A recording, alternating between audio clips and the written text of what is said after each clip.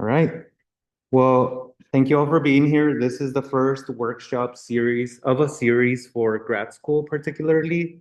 I run another workshop series for entrepreneurship. So if you are interested in knowing the basics of what it takes to launch a business or how to generate income when you don't have work authorization, like me, then I could show you the path to grad school that worked for me and some of the information that I came across, and the same for launching a business. So today we're going to go over like the application process and some like special considerations you might want to have in mind when you're undocumented and applying for grad school. Okay, my name is Juan Ruiz. For those of you that don't know me, I'm a transfer student. I did my BA in Critical Race and Ethnic Studies at UC Santa Cruz, and I did a master's in philosophy, and now I'm in the PhD program for Latin American and Latino Studies. So I got a little taste of the humanities and thought the social sciences is like a more expansive field for the methods that I want to use for my research. So that was also one trajectory that I took, changing divisions and changing majors because I wanted to stay close to home in the Bay Area and I liked the campus and I just got to meet a bunch of people that have helped me along the way. So if you ever need to think of how can I, how, what are some considerations when changing majors or changing divisions? I might have a couple things that we could talk about. I also launched a limited liability company that provides training and consulting in the realm of education, which is very broad. It allows me to do programming and philosophy, like debate competitions, and it also allows me to do these types of workshops. Although right now I serve as the Undocumented Student Services Fellow, so they help me pay for my education, and I do these sorts of workshops. I also do it professionally. So like San Jose State hired me for a series of workshops, and the Center for Public Philosophy for things in philosophy. So I do a little bit of everything in terms of grad school and entrepreneurship. These are my office hours. If you haven't come across that on DocuCorner newsletter that advertises my office hours. Here it is. You'll all get a copy of this slide. But again, for the sake of workshopping things, if you were to click on the link, sends you directly to the Google calendar where you can just go ahead and book any of these days that are still available. And then I send you a calendar invite with either virtual meeting, if that's what you choose, or in-person meeting. All right. Okay. So I'll cover like general considerations about applying to grad school. What are some of the major components, like keeping track of your applications, deadlines? What is the difference between a statement of purpose and a personal statement? And I'll give you some resources to take. So first and foremost, some of us might want to consider where we go to grad school, and not every state has the same resources for undocumented folks. So often referred to as undocu-friendly states for either launching a business or going to grad school. There's been a map that was generated to show you like what are some of the better states that have in-state tuition, institutional tuition, or where you can get like a fee waiver. The way that we have AB 540, it might be something else in another state once you have 1 year of residency. So you can browse through that. I don't want to just like taint the picture of this is where we have to start because we already know where we are and we're undocumented. But there is a resource that allows you to navigate in real time. Like it's often updated to show what are the states where I might want to go to school and what are the states where I just might want to avoid. So also in that same vein, there are USCIS and Customs and Borders checkpoints from 25 to 100 miles from the outermost border of the country. And so it's highlighted in orange. Maybe we want to think about these sites as sites that we might not feel very comfortable being at, or as you can tell, maybe it might be skewed. Even though Santa Cruz is from 25 to 100 miles between the border, it doesn't mean that we see ICE officials or CBP. But I just thought I would give you one consideration in terms of the schools that you might want to choose. When you're applying to grad school, you will have to do a test for some of the programs. So humanities and social sciences, you have to perform the GRE test. Um, and or for business, the GMAT, or for law school, you have to do the LSAT. And you have to sign up for the test ahead of time. You have to study or prepare for it ahead of time, and there's a cost to it. And there's also a process for when you go take the test, how to identify yourself. And taking the test itself might be a bit intimidating. Yes, question. Because I know that's, you know, they, they have like readiness, small programs, for those tests, but if every single, career requires you to have a test. No, that's a good question. So does every grad program require you to take a graduate test? No. Some programs have advocated for these are standardized tests, and we have a history of folks that are not prepared in elementary, middle, high school to do well in these tests because they don't reflect our culture. And so then a lot of schools have made it a mission to waive the test for the application. Other tests are still, I mean, other institutions are still conservative, or they really have to weed out some applicants. And so this is one way to select the top scoring applicants, but not every application will require a test.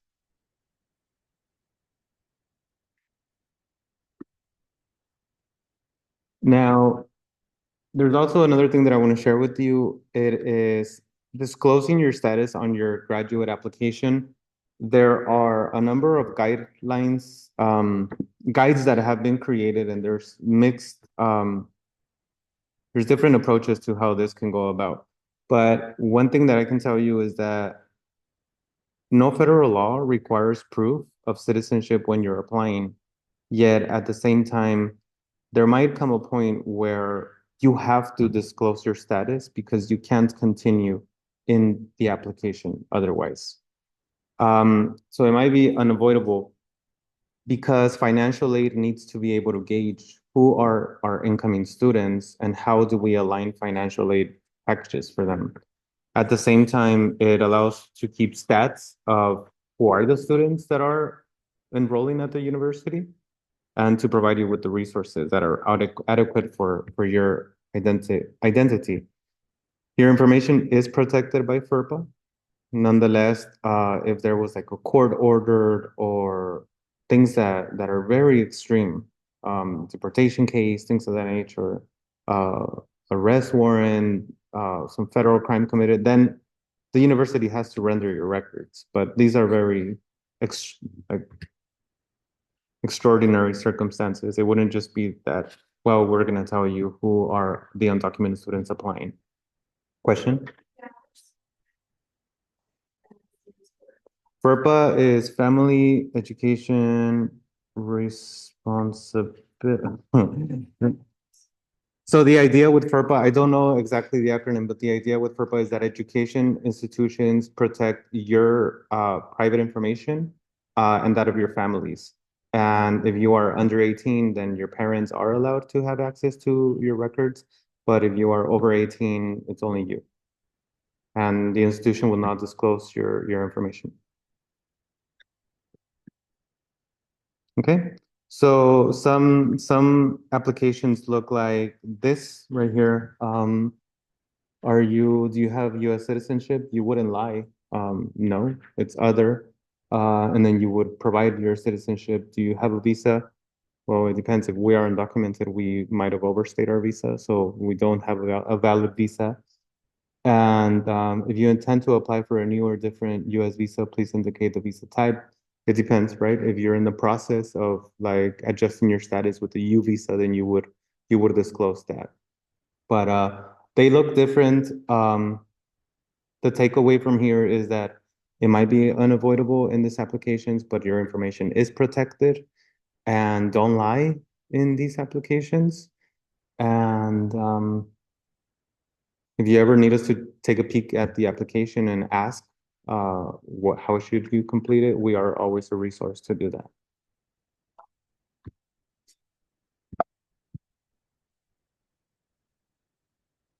Basic considerations when going to grad school. Why or what sort of program? Where are you going to study? What do you need to expect? Is it a 2-year program? Is it a 4-year program?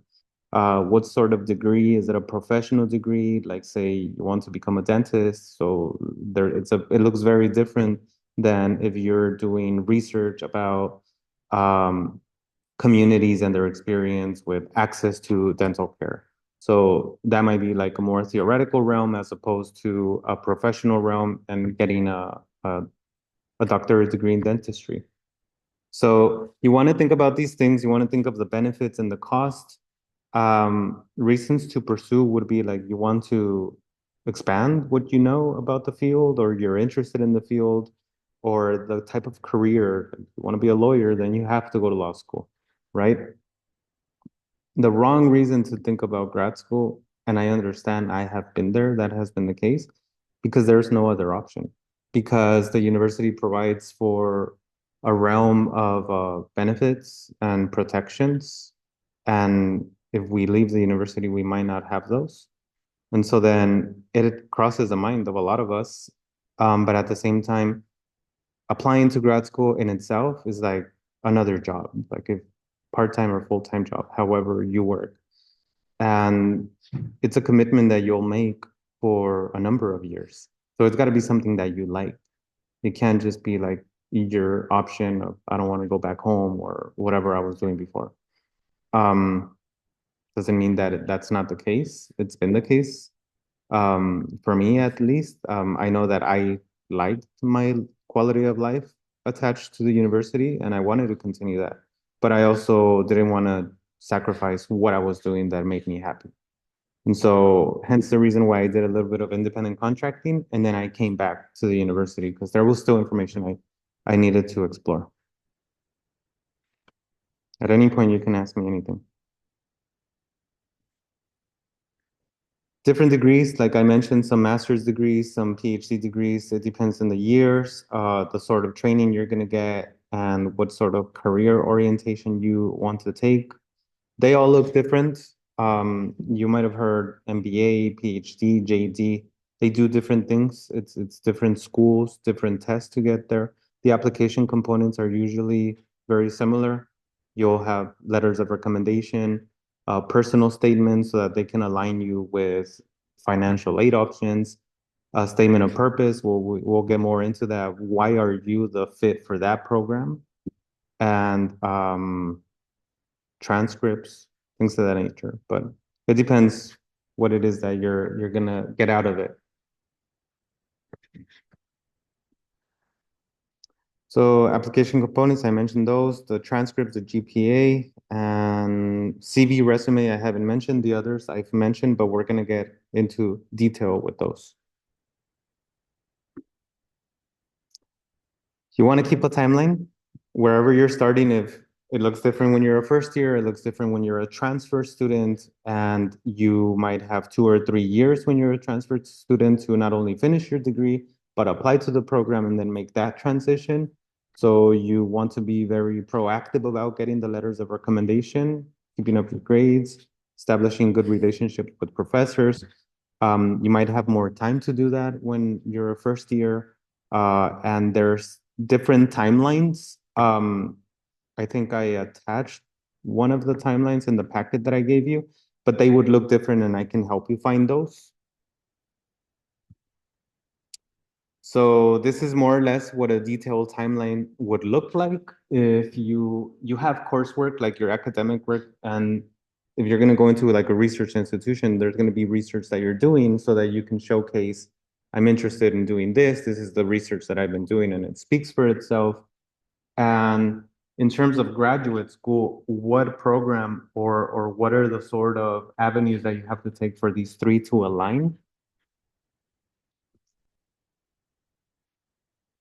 Okay. I provided you with a blank copy of this so that you can play around with it. But I also want to point you in, they all might look different. This is a way to keep track of the grad programs that you're interested in. And if you look at the tab below, it explains to you what it does from PowerScore, a test preparation company. This is particularly for you. When you download it, it makes a copy that you keep in your own. You type in here the name of the school, the deadline for that program, what is the fee? Every application might have a fee of $100 to $150. It depends where you're applying, and that money is not refundable. So that's why I say when you're committed to applying and you want to look at your options, you want to outline them. If you have $1,000 that you want to invest in it, the grad school test might be $200 to $300 depending on the test when you take it. When you apply to a school, there might be fee waivers. So you reach out to them ahead of time and they're usually advertised. And if they're not, remember that in my role as grad fellow, I can email on your behalf to the school. Hey, UC Berkeley School of Law, do you have a fee waiver for students? And then once I get that link, I provide it to you. Like that's one of the services that I provide. Well, you get the idea. Frequently asked questions and the abbreviations of each section.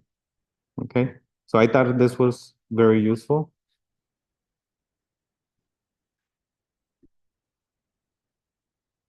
Okay.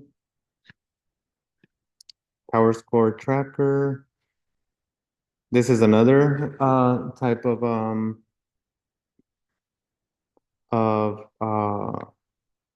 grad school wish list. So the other thing you want to consider too is if your top school would be like Harvard Law, and that's like ideal. They fund you the most, you will get housing, and you don't have to do research, teach, whatever. But it's difficult, right? That's like your ideal school. You want to create a wish list of like my top ideal schools, another two schools that I know it's tough to get in, but I might still make it. And then maybe a backup program. Like it's not my ideal program, but I know I can go there. I know I can afford it. I know I can work, whatever. So then the wish list also looks different. Here's another resource that I want to share with you. How you keep track and organize your schools looks different. Maybe grad school number one, as you can see here in the bottom. This sheet is only for grad school number one. What school is it? What is the website where you gather the information, the contact information of either the person who issues the fee waiver or whom you've been in touch about the program. Um, just sharing this for you. Okay. Statement of purpose. Now let's get into some of this. So the personal statement versus the statement of purpose. Personal statement, it's about you, and it's not only to say like the hardships that you've endured and why you should receive financial aid, but maybe something that you've endured and you explain of how you overcame it and how it informs your work as an academic or what you want to do there. It's for financial aid considerations for the hiring committee that's bringing you on board to that program. So what it means to form part of a cohort is that you are one person that is admitted to the program out of 5 to 10. I don't know, depending on the program, right? And you particularly are different in your trajectory, in your abilities, and the skills that you possess from the rest of the cohort. But you're coming in with the cohort. So what I'm trying to say here is that don't be afraid to be genuine and say things how they are, reflect your reality, because they're selecting you as part of this bigger group who might not have that reality. Does that make sense? So the personal statement represents your skills and your character, your personal trajectory, how you overcame adversity and maintained academic excellence, right? The statement of purpose is different. The statement of purpose is probably the first item that gets read on an application. And it basically shows why you would be the perfect fit for that program. And if you're not, they don't even look at your recommendations. They don't look at your GPA, your transcripts. So that's why you want to make sure the program I'm applying to, it has to reflect what I'm trying to do there. They're all different. Astrophysics looks different in Stanford than it does in Santa Cruz and it does in Hawaii. Like programs have these subtle differences that if you want to study something particularly with that faculty, it has to align with that program. So what's your purpose in getting into that program? How will the skills that you have allow you to achieve the goal of that program? So that statement of purpose has to be like precise. And yeah, you draft one that is very general. And then for every program that you're applying, you're making a copy and you're kind of like editing things as needed. Um, and it highlights aspects of that department and why you want to go there. You kind of list some of the faculty that you want to work with. Okay, there is a very good website. I should have linked it here. Um, we're gonna go over it right now, but it's called Científico Latino. And it is a database of folks that identify as Latinx who have gotten into programs in STEM.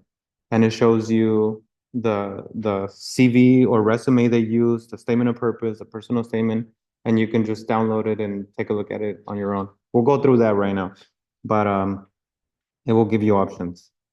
Examples. Testing and exams, we covered that a little bit. Um, One thing that I could say now that I didn't say before, you can request fee waivers from the graduate division or financial aid office in your institution to help you pay for the test. The test that you take for applying to grad school, that test gets sent out for free to, I believe, 3 schools. And then if you want them to send out your scores to other schools, then you'll have to pay extra to that test taking institution. So for example, if you took the LSAT and you're gonna apply to Berkeley Law, Harvard Law, UC Davis Law, whatever, they'll only send your scores to the first 3 schools for free, and the others you have to pay. So these costs start accruing to where if you reach out to your school, maybe EOP creates or already has a fund for that. Make sure you try that first, or you're gonna have to pay that. Bring your passport. When you're studying for the test, I did say that taking the test is a little bit intimidating because you have to put all your belongings in a locker. They'll do like a metal detector check to make sure you don't cheat. Where when I took it, you're sitting in a cubicle and there's a camera looking at you while you're taking the test. And I didn't want to take the test again, so whatever score I got, I used it for my applications. It was just something I didn't want to put myself through more than once, but you can always take tests and then average your scores or show the better scores. There's also rules and guidelines to schools taking your scores if they are not like 5 years old or 10 years old. Like there's subtleties that matter with if you're applying to Berkeley and you took the test 12 years ago, they will not take it, right? Don't try to wing the tests at all. Like the test doesn't test to see what you know. It's really testing your ability to take the test. It's testing to see if you know the test, how you test it. And there's different sections. There's going to be like quantitative analysis, analytical reasoning. For the GRE, at least, there's reading and there's writing. It's blocks of time, and maybe you want your strength is writing. So then you want to make sure you look at that section and score high on that section. The scores are averaged, and then they give you a number, which then gets sent to the school. And maybe some applications say we don't take applications with a GRE score of less than 140, for example. Okay, so don't wing it. Create a study plan. I know that there's courses you can take, and these courses can cost. $1,500 to $2,000. Not all of us want to invest in that. It doesn't mean you can't create a study group and study one summer every day for an hour, or do it on your own every Saturday for 3 hours, or just go to the library and get a GRE book or an MCAT book if you're going to study medicine, LSAT if you're going to study law, and read a few pages a night. Like, you just got to become acquainted with the test. One more thing that is important with the application is that there's always going to be this, I call it like the little box at the end of the application. I don't know what it might be called, but the question goes something along these lines. Is there anything not included in the application that you would like to share with the graduate committee?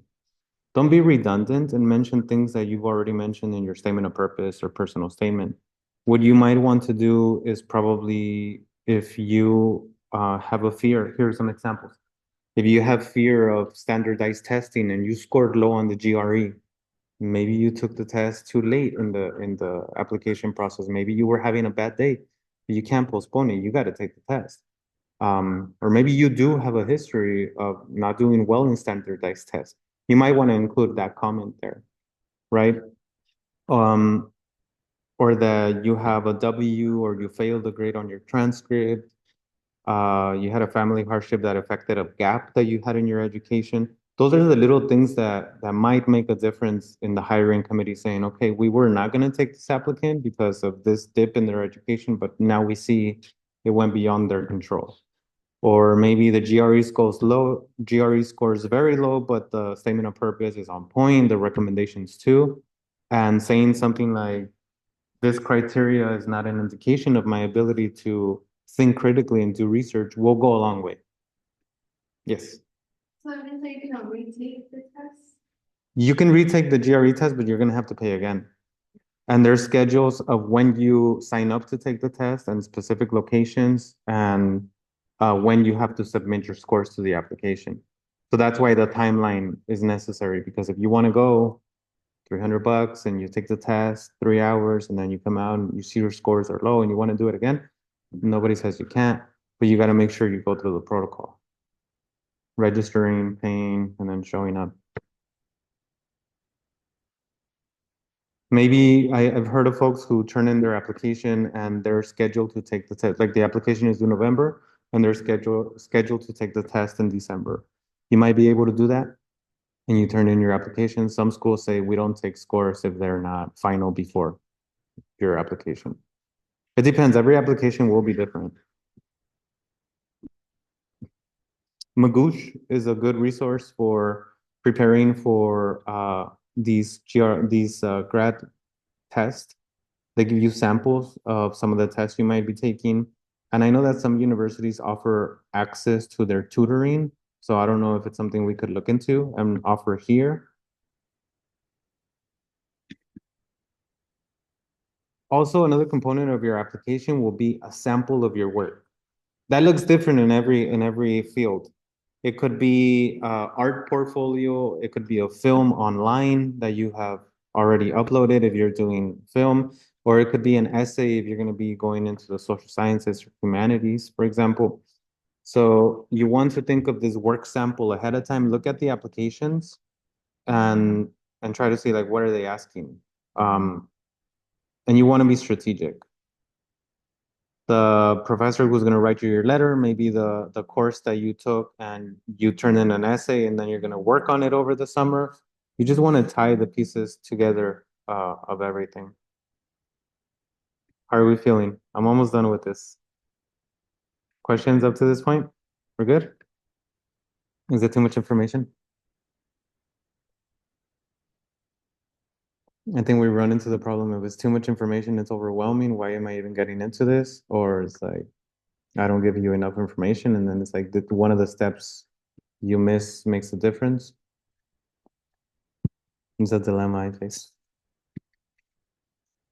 Anyway, your writing sample, for example, you want to share it with the faculty member who's going to write you the letter of recommendation or an advisor. Like, for example, if you're getting advice from me, like we get together, we make a plan of your whole statement of purpose, personal statement and everything. You might share your writing sample with me, right? Or another writing mentor. It's good to share it, but make sure you keep that copy on its own because anybody will give you different advice and there's things that might resonate more than others, and you get to pick and choose which of the advice of whatever section you want to change and which one you just want to keep. Another application component is either the CV or resume. CV is curriculum vitae, which is Latin for course of life. And your CV is more research oriented or your experience with internships and fellowships. The resume is precisely work. Where have you worked? What skills have you acquired? Things of that nature. Resume is 1 to 2 pages long at most. CV can be more than 10. It depends. Um, mm, Letters of recommendation, you will need 2 to 3 letters depending on the program. Some schools don't require any letters, like state schools, some reserve a spot. It's very accessible and the program might be great, but some just don't require letters of rec. Very prestigious programs, if you're trying to get into a very private school or a coveted school, you might need 3 letters, maybe 4. You want to request strong letters of rec. When you ask a professor, I'm thinking of getting can you write me a strong letter of recommendation? Um, the professor will write information that you don't include anywhere in your application. And some of these professors are in contact and in conversation with other folks at other institutions. So they might write something that you might not even imagine. But the idea is to waive your right to read the letter. What that means is that you can read the letters that your professors write, but they might not be honest about something that makes a difference. And so it's like an unwritten code of conduct, an unwritten understanding that you would waive the right to read the letter so you don't read it. And so you can allow them to be as honest as possible. Shows confidence. It allows them to be more comfortable in how they recommend you. You don't want a letter from a TA. Some institutions will not take them, and your TA could be your friend and maybe someone who doesn't graduate from the program. So it's got to be um, internship supervisor, an employer, if you're getting into like a professional degree, or a professor if you're getting into a research-based program, not a TA.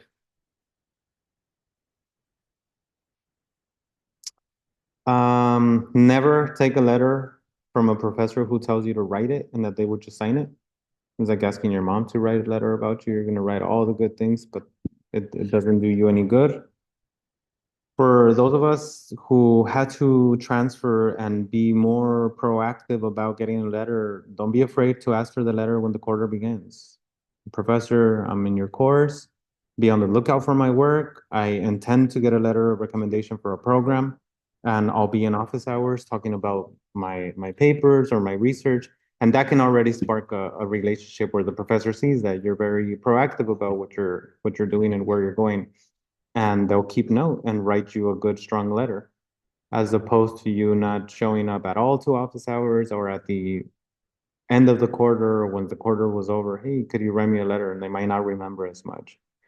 Of course, this puts you up like for scrutiny that you might not want, right? But if you are looking for a strong letter to get into a strong program it's not a bad decision to ask ahead of time. And when you ask for the letter, you want to provide them with everything that we covered.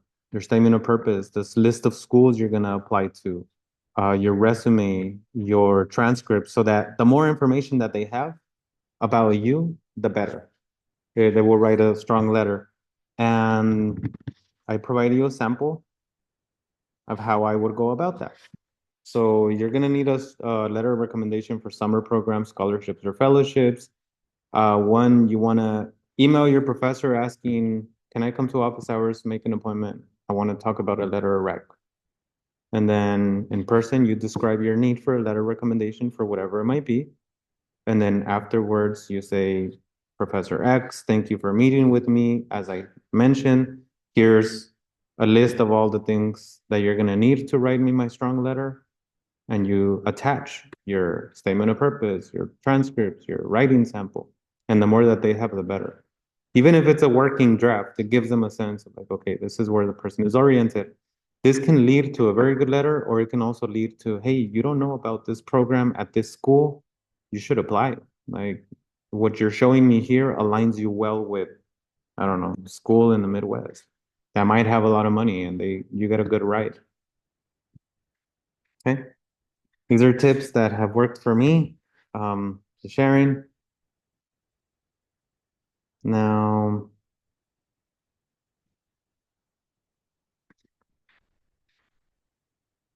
a faculty advisor is just somebody who's supporting you through this whole process. You want someone who might be invested very much in your application, so that they could align you with good programs, as I mentioned earlier.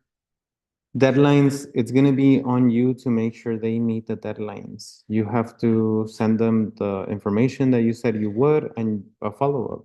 Hey, professor, I just want to make sure you're going to turn in my application to the program in time, right? Or my application is due in 2 weeks. Just want to make sure that you don't need anything from me so you can write it. Um, and say thank you. Sometimes programs will take your application and you can submit it and they still get, professors still get 2 or 3 months to turn in their letter. But you just have to be proactive about letting them know that you're doing your best. Finding the right program. When you're looking for a program, and for example, it's research based and particularly astrophysics, and there's like this very good angle that you want to do. You want to find like 2 or 3 professors who you know you want to work with, because out of those 2 or 3, maybe one of them is about to retire, and so you have another 2 options.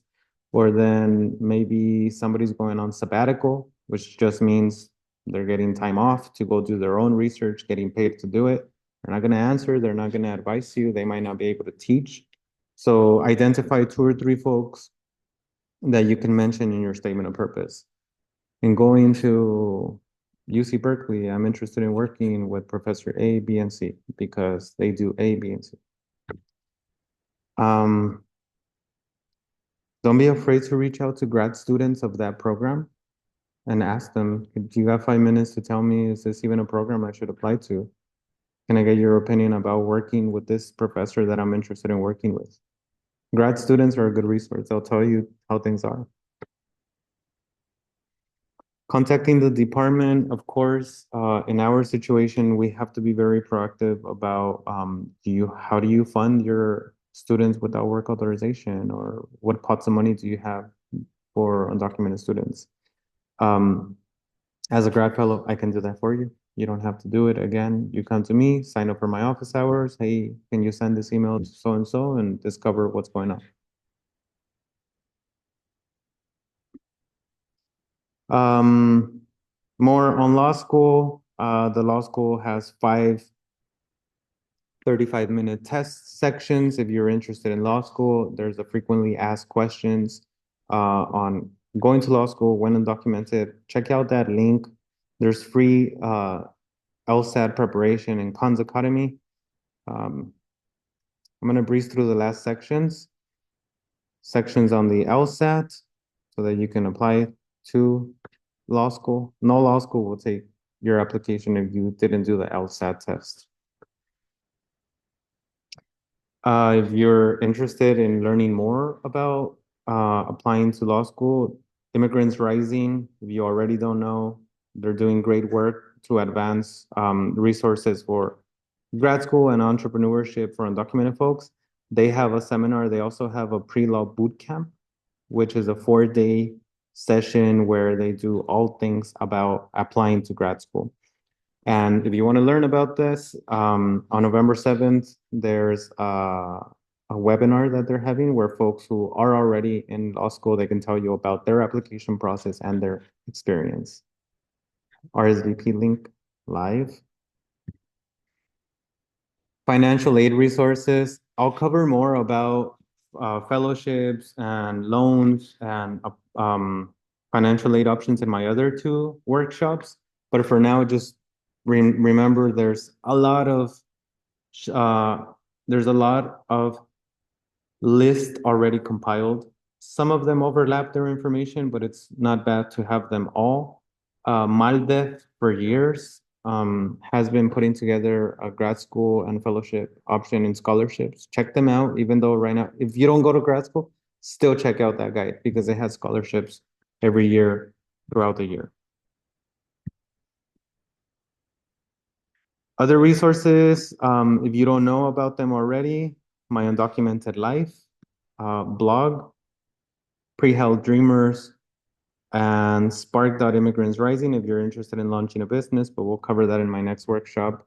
Um, Even though grad school does not directly use the California Dream Act application to fund you, you still want to continue completing even when you graduate the Dream Act application every year because you've already done it. Most of the information is there. You just edit it very briefly and you put submit, and it provides you a document that you could show your EFC, your expected family contribution, so that hopefully that department or school can fund you in some way. So continue to complete it. There is something very cool that I just discovered, the Undocu Basic Needs Project.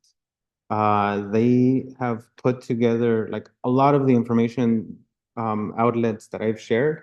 They have even consolidated even more. And let's check them out. You go to their website and you can see a bunch of things like their history or whatever. But if for the nature of this work, if you go to resources,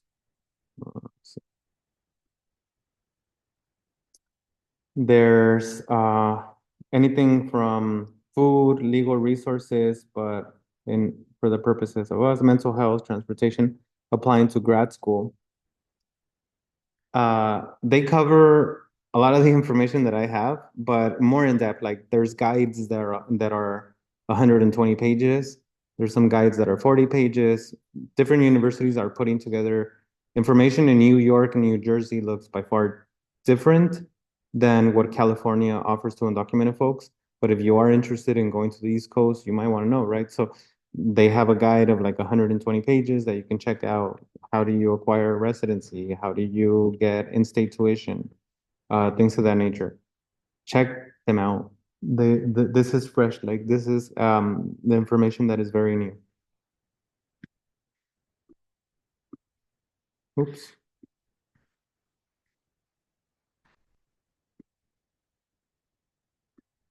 Oh no, I'm sharing the wrong screen.